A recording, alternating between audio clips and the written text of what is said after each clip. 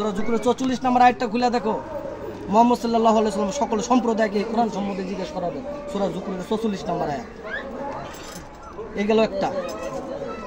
এই কোরআনের ভিতরে কোনো ভুল নাই। এই কোরআন মুমিনদের জন্য আরোগ্য, আর যারা জালেম ফাসিক তাদের জন্য এই কোরআন দিনে দিনে খালি ক্ষতি বৃদ্ধি করবে। সূরা বনী ইসরাঈল আয়াত নম্বর 82। ও তো জানে না 82।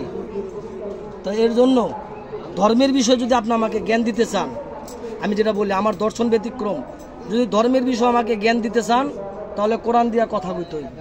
কোরআনের বাইরে যদি কথা কন, আল্লাহ তাআলা নিজেই বলছে কোরআনের বাইরে ধর্মের কোনো জ্ঞান তুমি নিও না, তাহলে পথভ্রষ্ট হয়ে যাবে। সূরা আনামের 116 নম্বর আয়াতে বলছে অধিকাংশ মানুষের কথা শুনো না, আল্লাহর কসম তারা তোমাকে পথভ্রষ্ট করবে। যদি সঠিক পথ পাইতে হয় তুমি কোরআনে আসো, কারণ এখানে কোনো ভুল নাই।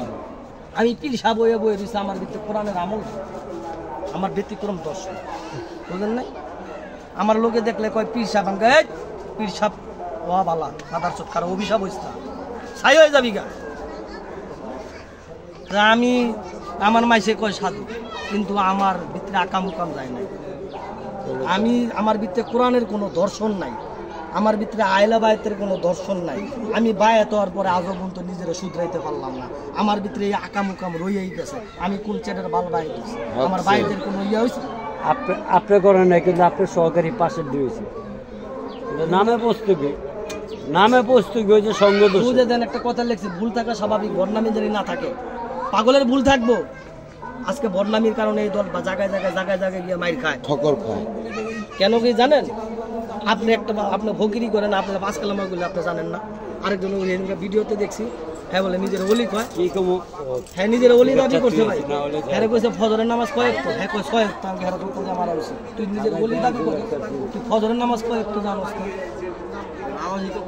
নামাজই তো পড়ে না, হ্যাঁ তো নামাজই পড়ে না। কথা কথা মসজিদের হ্যাঁ এই লোকে আবার কথা কথা মসজিদের নাম আমল না জানলে বলছে। আমি একদম তার আমি সাহেব কইছিলাম ডাক করবেন না, আসেন আপনার দুটা কথা বলি। কয় কি বলেন? আমি আপনি তো মৃত্যুর পর আপনাকে তো আপনি তো জান্নাত চাইবেন আল্লাহ। কয় হ, তখন তো আল্লাহ তো আপনাকে অবশ্যই প্রশ্ন করবো যে এমন কি ইবাদত আছে তুমি আমার তো জান্নাত চাও না? বলবো না। তো আপনি সেদিন বলবেন আল্লাহ আমি নামাজ পড়ি। সেদিন শয়তানও বলবে আল্লাহ আমি নামাজ পড়ি, সূরা মাউনের 6 থেকে 7 নম্বর আয়াত। আপনি বলবেন আল্লাহ আমি আপনার কাছে আত্মসমর্পণ করছি। সেদিন শয়তানও করবে আল্লাহ আমি তোমার কাছে আত্মসমর্পণ করি, সূরা রদের 15 নম্বর আয়াত। সেদিন আপনি বলবেন আল্লাহ আমি সারা জীবন তোমার কাছে আমি তোমার অনুগত্য স্বীকার করছি, আমি তোমার কাছে আত্মসমর্পণ করছি। সেদিন শয়তানও করবে আল্লাহ আমি 9.5 লক্ষ বছর তোমার কাছে আত্মসমর্পণ করছি।